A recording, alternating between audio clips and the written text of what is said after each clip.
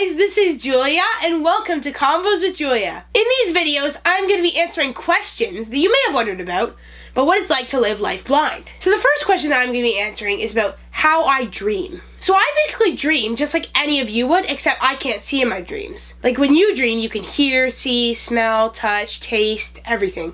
My dreams, I can do all of that except I can't see. When I was younger, I had this dream where I was on the bus going to school and everything on the bus, meaning the door, the steps, the seats, the windows, everything felt like the bus seats. Anybody else could have looked around and seen that everything looked like the seat. But for me, I could only feel that to know that. So basically, my dreams are like what my life is like, just like your dreams are what your life is like. When Ben and I were younger, we had these dreams, these nightmares about this villain named Splaw that we made up. As all I remember is he would run after us, chase us, grab us, and he had this really loud voice, screechy voice, and it scared me, and he was really squishy because I would touch him.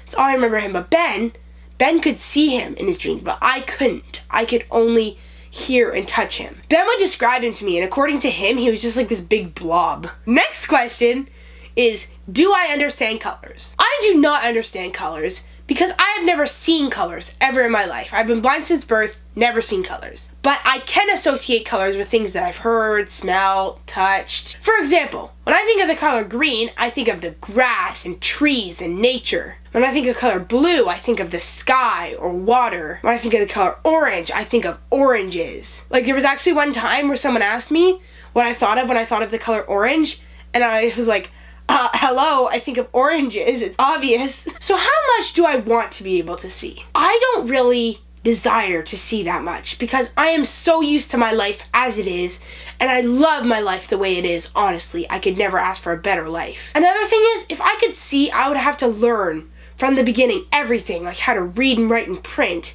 what people looked like, what shapes looked like, what colors looked like. It would be a whole experience for me. There was actually a time when I was younger where I would tell my siblings that I could see because I wanted to see what their reaction would be when I told them that. I wanted to see, and right away they were asking me, what color is this? What shape is that? Am I sitting up or standing? Am I moving around? What do I look like? And if I were to be able to see today, I wouldn't know any of that. I would have to learn everything from the beginning. I wouldn't be able to right away go, Ben, oh, you have whatever color hair, whatever color eyes, everything like that. I wouldn't know until I learnt all of that. Like when you're born, do you know all that information?